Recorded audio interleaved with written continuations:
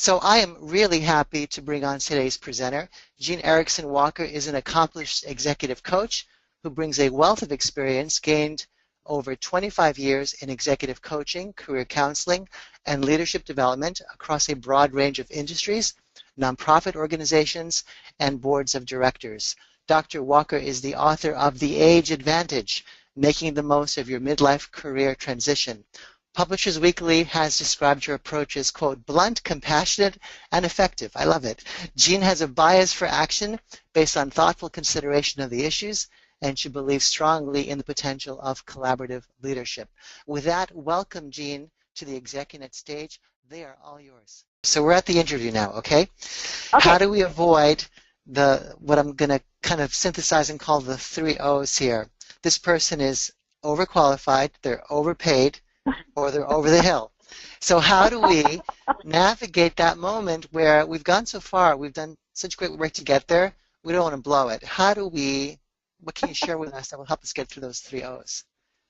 Well, first of all, in this day and age, a few years ago, they would have never asked those questions. I mean, they would not have said that, because they've learned since then that they're going to get sued. And the highest amount of discrimination cases, lawsuits in the United States for many years has been age, not anything else. So they're very careful about that. Your biggest challenge is that they are thinking it and they're not saying it. And it's really hard to deal with the lion in the woodwork, the lion in the middle of the floor we take care of. So you have to bring those issues up. So little things like overqualified. You tell a story. You tell a story about how much you have enjoyed, and gets back to the young person again. They're working with this young team of people who was developing something or going through a change process or something where it was innovative and how much, what a dynamite group it was that brought together these people of backgrounds and different ages and perspectives. So you tell the story. Let the stories tell who you are. Mm-hmm. Rather than you saying, here's what I am. Now I have a client who is, he really is in top physical condition, and he's 63. Okay, he looks terrific, but he never fails to say something about, boy, I'm a little tired this morning. I was running a marathon yesterday.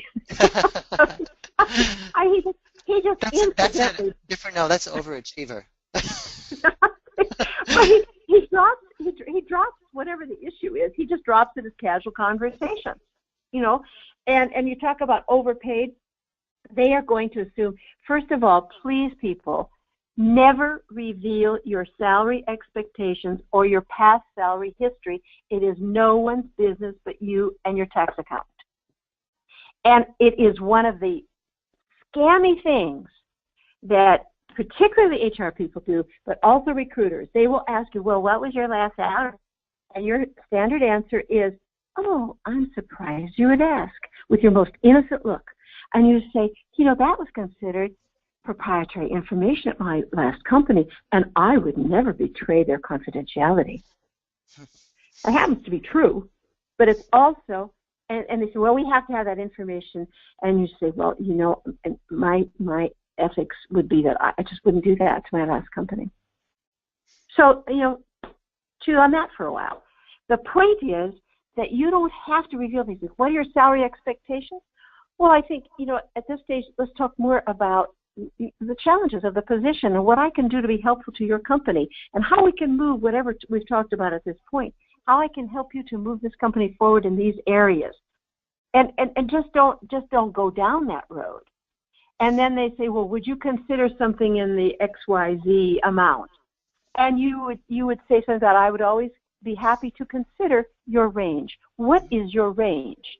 And if they give you that nonsense about that hasn't been determined, it depends on the person, that's a bunch of nonsense.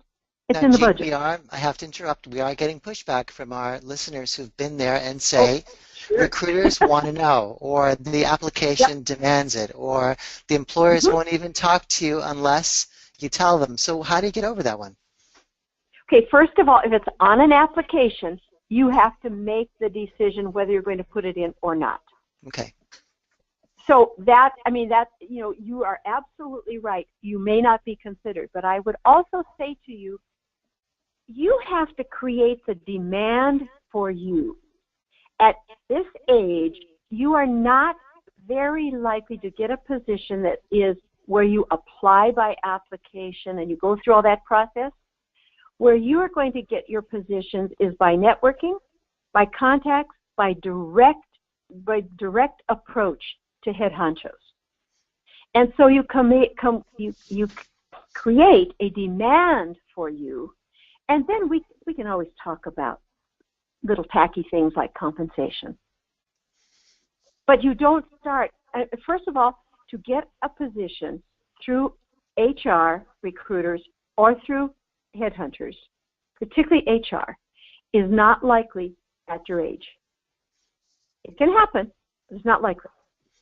Mm-hmm. But to get them through recruiters are going to be interested in you if you have some sort of history of having solved whatever the issue is. But remember, recruiters and headhunters are box people. And their whole goal is to fill the box and not have anybody slop over the edges. You slop over the edges because you don't fit nicely in boxes. You have much more breadth and depth, much more that you're bringing to the table. It doesn't fit the exact criteria. And headhunters and HR people, particularly HR people, are not risk takers. So you're absolutely right. If you want to play the game of I'm applying for this and I'm doing for this, you're going to spend an awful lot of time. It's probably, it's like the guy having a 1,400 database.